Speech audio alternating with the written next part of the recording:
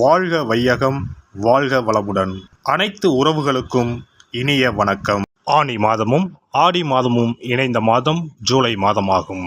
சூரிய பகவான் மிதுன ராசியிலும் கடக ராசியிலும் பயணம் செய்யும் மாதம் இதுவாகும். ஆனி மாதத்தில் நடராஜருக்கு திருமஞ்சனமும், ஆடி மாதம் வரும் அமாவாசை முன்னோர்களுக்கு திதி கொடுக்க சிறந்த நாளாகவும் உள்ளது. அம்மனின் அருளை பெறுவதற்கு உரிய ஆடி மாதம் இந்த ஜூலை மாதத்தில்தான் பிறக்கிறது.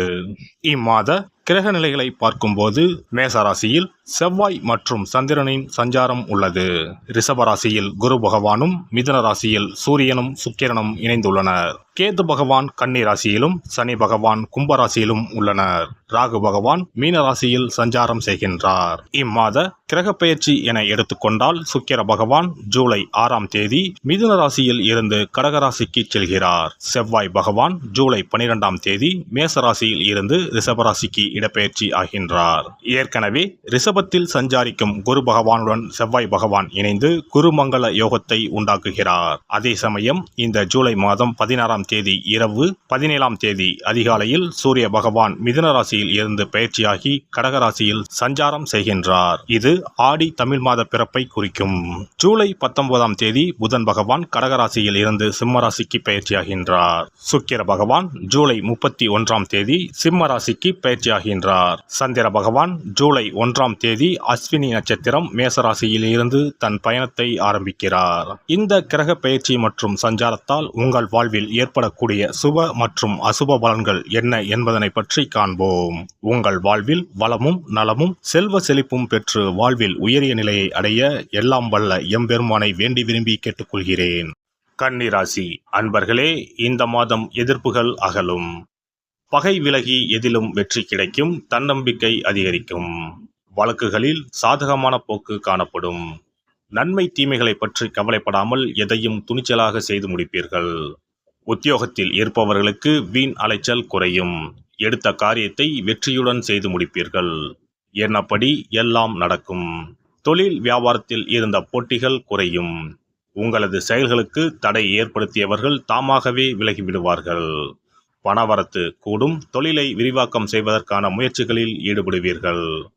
குடும்பத்தில் இருந்த மன வருத்தங்கள் மாறி சுமூகமான நிலை உண்டாகும். கணவன் மனைவிக்கு இடையே இருந்த இடைவெளி குறையும். வீட்டில் சுபகாரியங்கள் நடக்கும். திருமண முயற்சி கைகூடும். பிள்ளைகளால் பெருமை உண்டாகும். பெண்கள் சாதக பாதகங்களை பற்றி கவலைப்படாமல் எந்த காரியத்தையும் துணிச்சலாக செய்து முடிப்பீர்கள். எதிர்ப்புகள் விலகும். கலைத்துறையினரை பொறுத்தவரை பேச்சு திறமையால் காரியங்களை சாதகமாக செய்து முடிப்பீர்கள். பயணங்கள் செல்ல நேரலாம். வீண் வாக்குவாதங்களை தவிர்ப்பது நல்லது. காரிய தாமதம் ஏற்பட்டாலும் சாதகமான பலன் கிடைக்கும். அரசியல் துறையினருக்கு எதிர்பார்த்த காரியங்கள் தடைகள் இன்றி முடியும். எதிர்ப்புகள் மறையும். பகை பாராட்டியவர்கள் பகையை மறந்து நட்பு கரம் நீட்டுவார்கள். நீண்ட நாட்களாக இருந்து வந்த பிரச்சனைகள் குறையும். மன உறுதி அதிகரிக்கும். மாணவர்களுக்கு போட்டிகள் குறையும். எதிலும் வெற்றி பெற வேண்டும் என்ற எண்ணம் தோன்றும். கல்வியில் முன்னேற்றம் காண்பீர்கள். நட்சத்திர பலன்கள். உத்திரம் நட்சத்திரம். இந்த மாதம் வீண் அலைச்சல் உண்டாகும். மற்றவர்களுக்கு உதவி செய்வதில் ஆர்வம் ஏற்படும். வாக்கு வன்மையால் அனுகூலம் உண்டாகும். எந்த காரியத்தையும் யோசித்து செய்வது நல்லது. பணம் சார்ந்த கஷ்டங்கள் குறையும். காரிய வெற்றியும் நன்மையும் உண்டாகும். அஸ்தம் நட்சத்திரம். இந்த மாதம் காரிய அனுகூலம் உண்டாகும். எடுத்த காரியத்தை திறமையாக செய்து முடிக்க தேவையான உதவிகள் கிடைக்கும். சுய நம்பிக்கை அதிகரிக்கும். புத்தி தெளிவு உண்டாகும். எந்த பிரச்சனையும் எதிர்கொள்ளும் தைரியம் உண்டாகும். சித்திரை நட்சத்திரம். இந்த மாதம் மனதை கவலை கொள்ளச் செய்த பிரச்சனைகளில் எதிர்பாராத திருப்பங்கள் ஏற்பட்டு சாதகமான பலன் கிடைக்க பெறலாம். தொழில் வியாபாரம் முன்னேற்ற பாதையில் செல்லும். சிறப்பாக செயல்பட முடியும் என்ற நம்பிக்கை ஏற்படும். எதிர்பார்த்த பண உதவியும் கிடைக்கப்பெறும். வேலை தேடிக்கொண்டு இருப்பவர்களுக்கு உத்தியோக வாய்ப்புகள் வரும். முக்கிய நபர்களின் உதவியும் கிடைக்கும். புதன்கிழமை தோறும் ஆஞ்சநேயரை வெண்ணெய் சாற்றி வணங்க எல்லா நன்மைகளும் உண்டாகும். மனோதைரியம் கூடும். குல தெய்வத்தையும் இஷ்ட தெய்வத்தையும் ஒரே நாளில் சென்று தரிசித்து வாருங்கள். காரியங்களில் இருந்த தடைகள் விலகும். தொழில் வியாபாரம் சிறப்பாக நடைபெறும். சிறப்பு தொகுப்பு. ஒரு வெற்றிலை இருந்தால் உங்கள் துன்பங்களில் இருந்து விடுபட முடியும் என்றால் நம்ப முடிகிறதா? ஆம், உங்கள் ராசிக்கும் வெற்றிலை பரிகாரம் இருக்கிறது. அவற்றிற்கான வழிபாட்டு முறைகள் பற்றி காண்போம். பண்டிகை திருவிழா, வீட்டில் விசேஷம் என்றால் வெற்றிலை பாக்கு வைத்து உறவினர்களை அழைப்பது வழக்கம். வெற்றிலையும் பாக்கும் மகாலட்சுமியின் அம்சங்களாகும். 12 ராசிக்காரர்களுக்கும் வெற்றிலையின் மூலம் பரிகாரம் செய்ய கவலைகள் தீரும் என்பது நம்பிக்கை. வெற்றிலையின் நுனியில் லட்சுமியும், நடுவில் சரஸ்வதியும், காம்பில் பார்வதி தேவியும் வசிக்கின்றனர். மகாவிஷ்ணுவும், பிரம்மாவும், சிவனும், சுக்கிரனும் கூட வெற்றிலையில் வாசம் செய்கின்றனர். எனவேதான் பூஜை மற்றும் திருமணம் சுபமாக நடக்க வேண்டும் என்பதற்காக வெற்றிலை பாக்கு படைக்கப்படுகிறது. துன்பம் விலக உங்க ராசியின்படி இந்த மாதிரி வெற்றிலை பரிகாரம் செய்யுங்கள். வெற்றிலை பரிகாரத்தில் எல்லோரும் ஒரே மாதிரியான பரிகாரத்தை செய்தால் பலன் தராது. அவரவர் ராசிக்கு தகுந்தபடி சில இஷ்ட தெய்வங்களையும் சில கிரக தெய்வங்களையும் பொறுத்து உங்களுடைய பரிகாரத்தை மாற்றிக்கொள்ள வேண்டும். அப்போதுதான் உங்களுக்கு என்ன கஷ்டமோ அது சரியாக நீங்கி உங்களுக்கு நல்ல பலன்கள் கிடைக்கும். உங்களுடைய ராசியின்படி வெற்றிலையில் குறிப்பிட்ட கிழமையில் பரிகாரம் செய்தால் உங்கள் துன்பம் விலகும், பிரச்சனைகள் தீரும். மேசராசி அன்பர்கள் செவ்வாய்க்கிழமைகளில் வெற்றிலையில் மாம்பழம் வைத்து முருகப்பெருமானுக்கு நெய்வேத்தியம் செய்துவிட்டு அந்த பழத்தை உண்டால் அனைத்து கஷ்டங்களும் நீங்கும். ரிஷபராசி அன்பர்கள் செவ்வாய்தோறும் வெற்றிலையில் மிளகு வைத்து வழிபாடு நடத்தினால் துன்பங்கள் அனைத்தும் தீரும். மிதுன ராசி அன்பர்கள் புதன்கிழமைகளில் வெற்றிலையில் மிளகு வைத்து இஷ்ட தெய்வத்தை வழிபடவும்.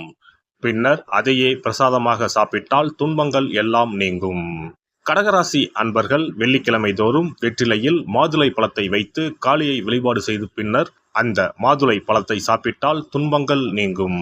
சிம்மராசி அன்பர்கள் வியாழக்கிழமைகளில் வெற்றிலையில் வாழைப்பழத்தை வைத்து இஷ்ட தெய்வத்தை வழிபடலாம். பின்னர் அந்த பழத்தை பிரசாதமாக உண்டால் கஷ்டங்கள் நீங்கும்.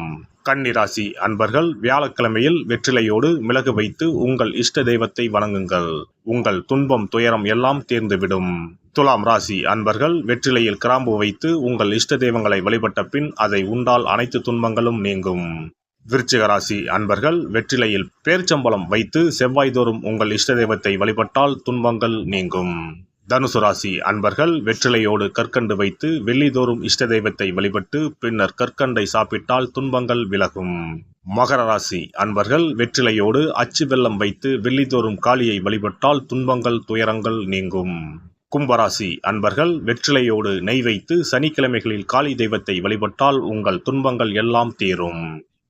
மீனராசி அன்பர்கள் வெற்றிலையோடு சர்க்கரை வைத்து ஞாயிறு தோறும் இஷ்ட தெய்வத்தை வழிபட்டால் துன்பங்கள் எல்லாம் விலகும். எல்லாம் வல்ல இறையருளால் நீங்களும் உங்கள் அன்பு குடும்பமும் உடல் நலம், நீலாயுள், நிறை செல்வம், உயர் புகழ், மெய்ஞானம் ஓங்கி வாழ்க வளமுடன். இந்த வீடியோ பதிவு உங்களுக்கு பிடித்திருந்தால் லைக் பண்ணுங்க, கமெண்ட் பண்ணுங்க, ஷேர் பண்ணுங்க, மறக்காம சப்ஸ்கிரைப் பண்ணுங்க, பக்கத்துல இருக்கிற பெல் பட்டனை கிளிக் பண்ணுங்க. நன்றி, வணக்கம். ஓம் நமச்சிவாய, சிவாய நம.